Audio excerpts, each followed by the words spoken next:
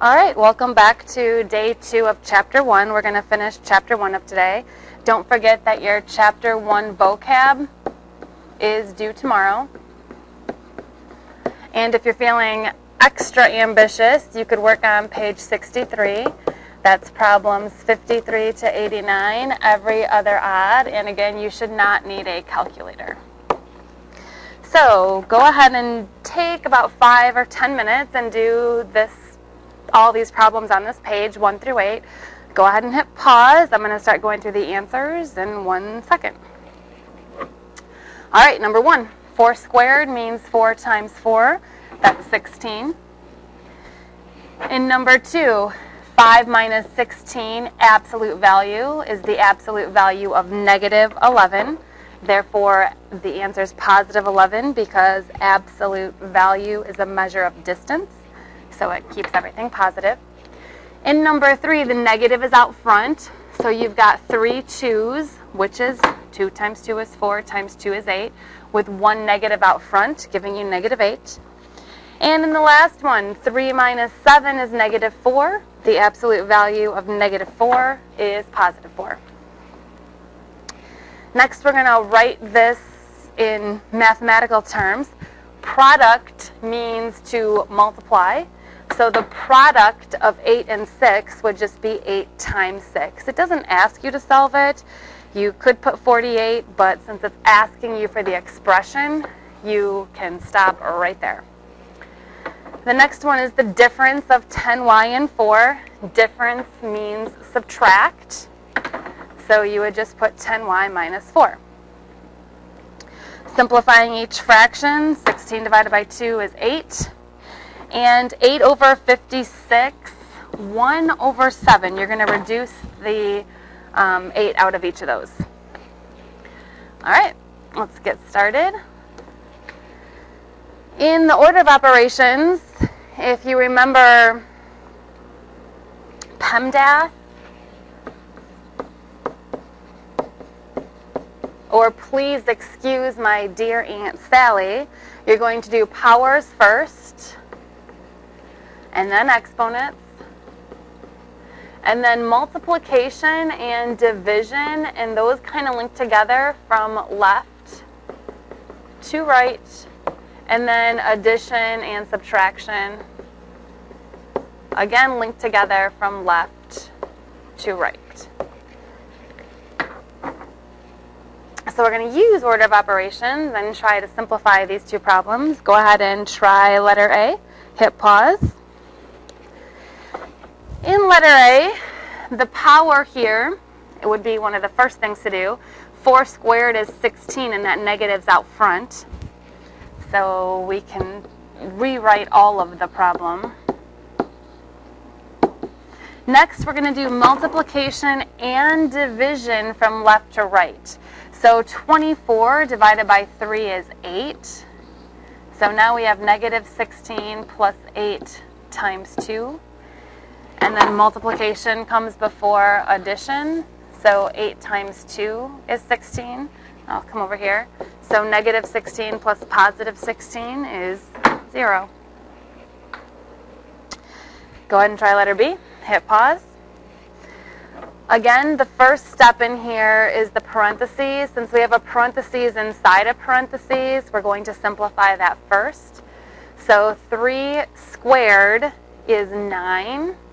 So now in our parentheses, we have 25 minus 9 with a 4 multiplied out front. 25 minus 9 is 16. When you multiply 4 by 16, you get 64.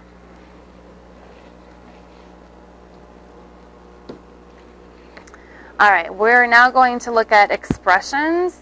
So we have letters in here. Go ahead and try letter A. Hit pause. We're going to be plugging 7 in here. So 21 minus 7 plus 2 times 5.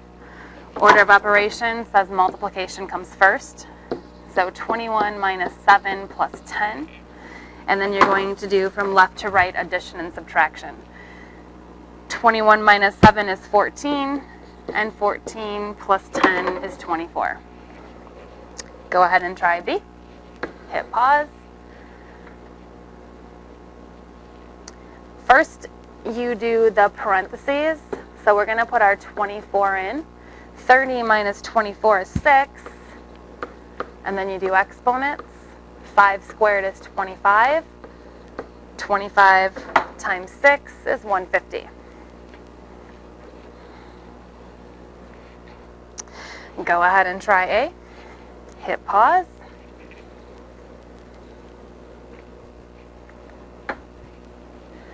First step is your exponent here. So we have negative 22 minus 4.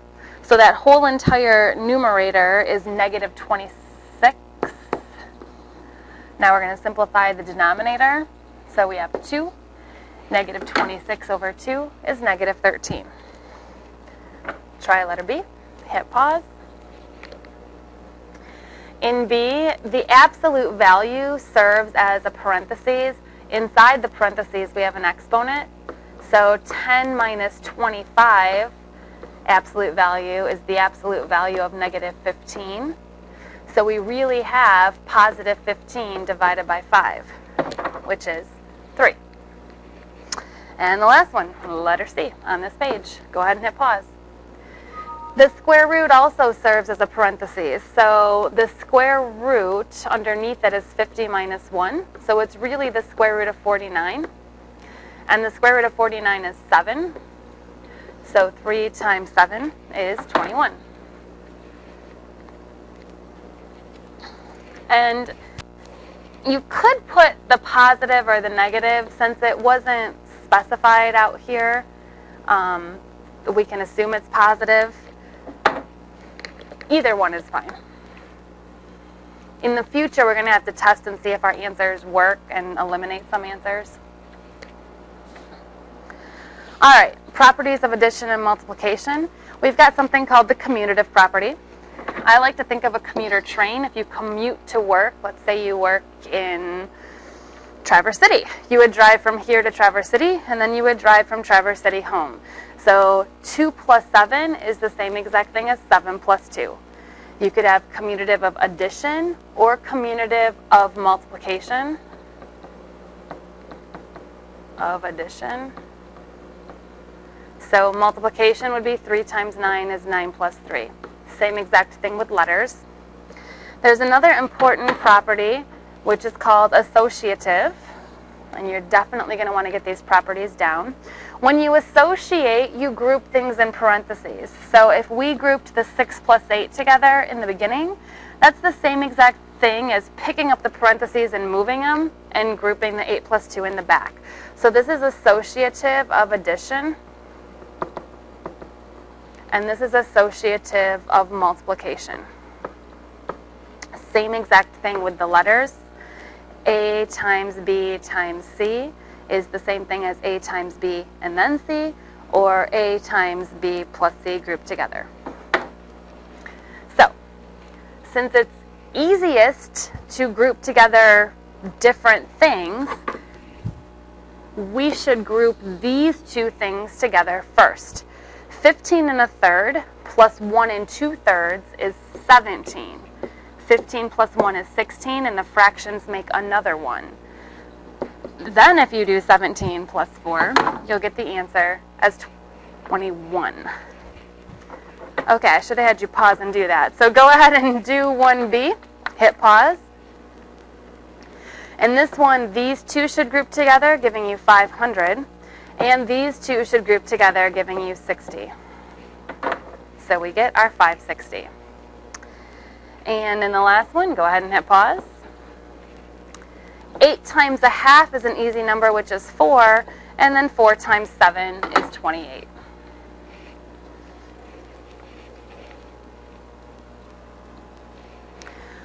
All right, the next very important property is distributive. So if you have a number next to a parentheses or a letter, it means multiplication. And you need to multiply it through if there's any sort of plus or minus in the parentheses. So 3 times 4 plus 8 is the same thing as 3 times 4 plus 3 times 8. We're going to use that property right here. Go ahead and watch while I do this. 103 might be easier done by making it 100 plus 3. And then we know that 15 times 100 is 1500, and 15 times 3 is 45, which gives us our answer of 1545 with work. So now go ahead and try B, making 19 two numbers either added or subtracted. That's easier to do than 19. Hit pause. All right, I would choose 20 minus 1. 6 times 20 is 120. 6 times 1 is 6. And then 120 minus 6 is 114.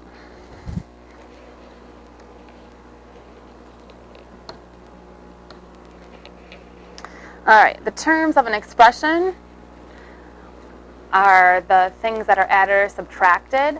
Like terms need to be put together. So if you have an equation like this, the 4x and the 3x need to be put together, giving you a 1x. And then you have 1x plus 2. Those are not like terms. That would be your answer. So in the second little problem, coefficient is the number out front. So this is our coefficient, 4 and 3. And since these are not like terms, you can't add them. So you could write it like that, or you could just put x squared plus 3x, because when there's no coefficient, it's assumed to be 1.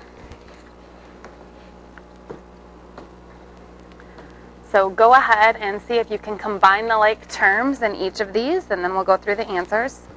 Hit pause. All right, in 3a, these are both p terms, so 16 plus 84 is 100. In B, these are both t terms. I always slash and dash, so my minuses always become plus the opposite sign. So in this case, it's plus a negative. Negative 20 and negative 8.5 is negative 28.5, and then t is our like term. In the last one, m squared and an m cubed do not go together, so that's your answer.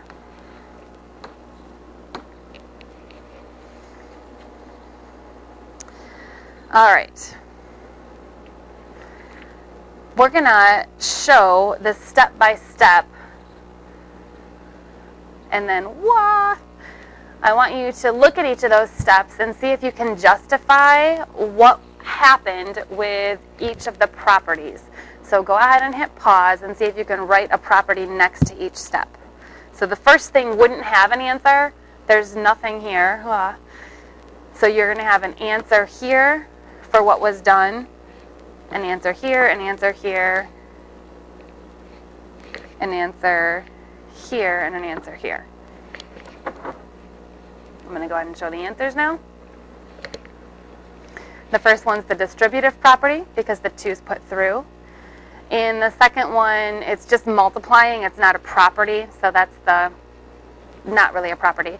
The next one's commutative property because we've flipped these two around to make it easier. And then we're going to associate these two together with the parentheses, and then we're going to combine like terms. These properties you will see on a test. You need to make sure you understand them and know them.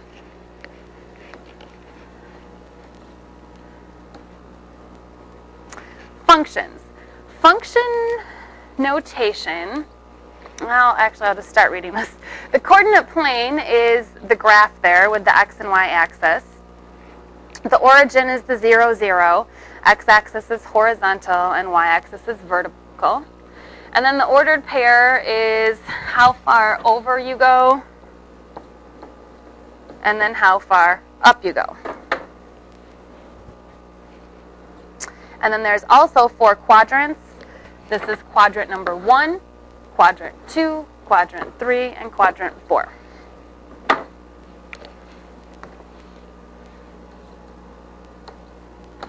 So let's go ahead and look at this graph and see if you can answer all of the questions on this page. Go ahead and hit pause. We'll go over them in just a second. Okay. For P, you should have put -2, -3. Q, -3, 1. R is over 3 up 0. S is over 2 down 4. T is over 0 up 3. U is over 4 up 4. V is back 3 down 3. And W is back 2 up 4. Now the quadrants, T is not in a quadrant, it's on the axis. So none is fine. You could also put on the y-axis. That was on the y. U is in quadrant 1. It has 2 positive ordered pairs. V is in quadrant 3. It's a negative ordered pair and another negative ordered pair, if that makes sense. And this is positive, positive. And then W is in quadrant 2. That's a negative ordered pair and then a positive ordered pair. Quadrant 4 is a positive ordered pair and then a negative ordered pair.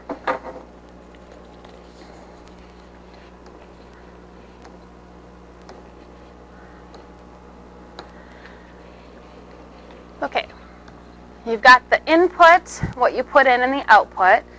Function notation, you could also make the y an f of x. This means the same exact thing. The independent variable is the x variable. It's what you're putting in. The dependent variable is the y.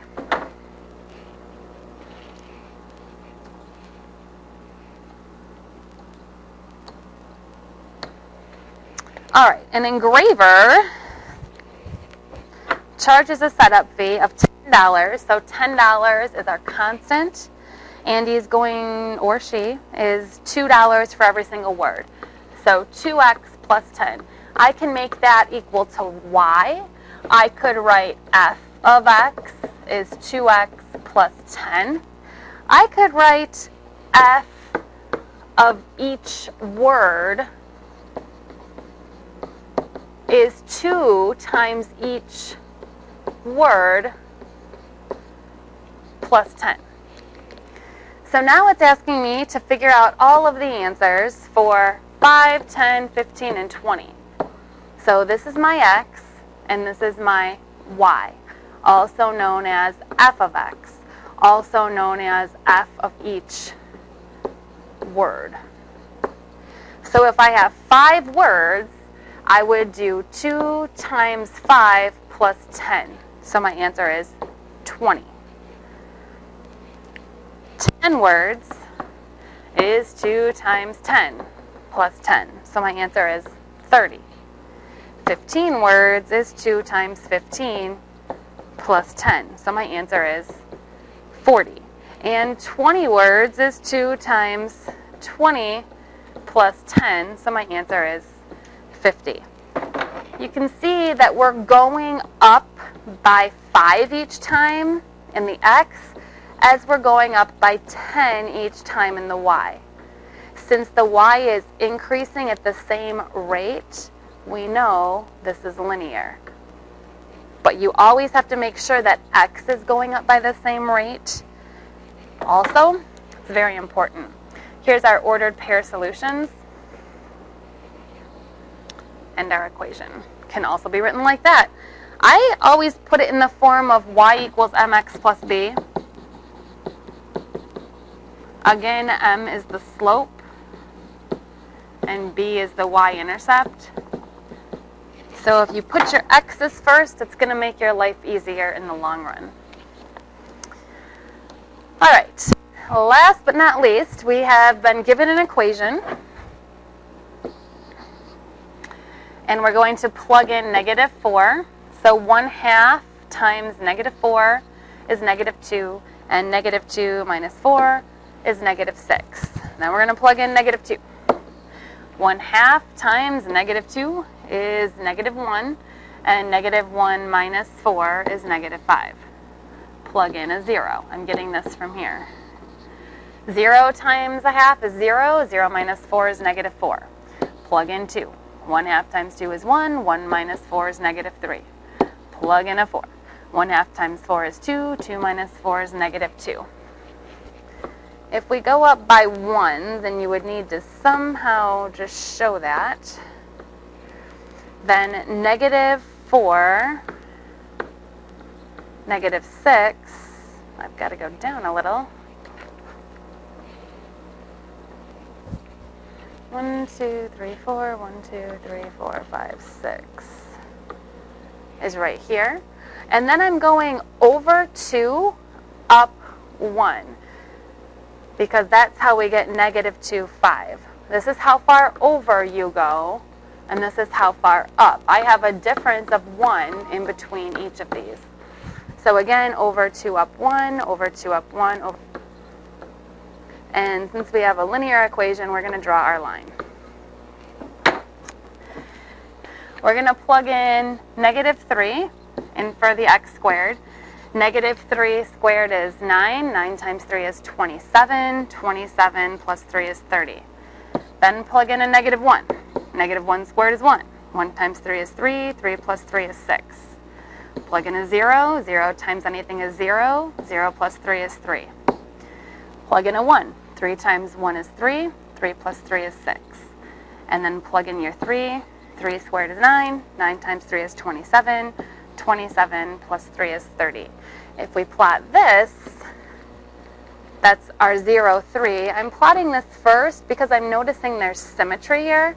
I'm not going to be able to fit the 30 on my graph. So 1 gives us 6 as well as negative 1. And then my 30 is going to be way up there. So this curve is called a quadratic.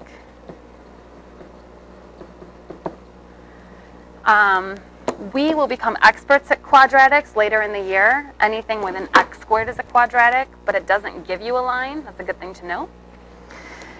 And our last one is an absolute value graph.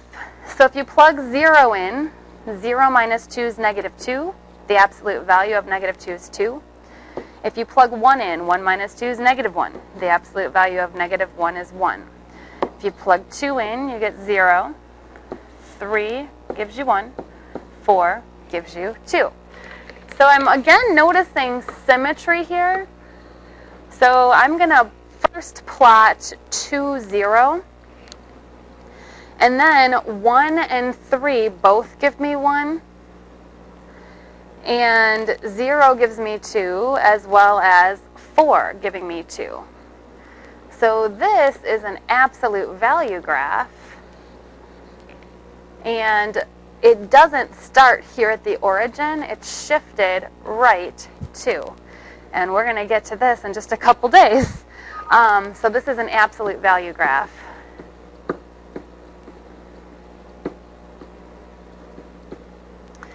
All right, hopefully you're feeling super smart, and I will see you in the morning.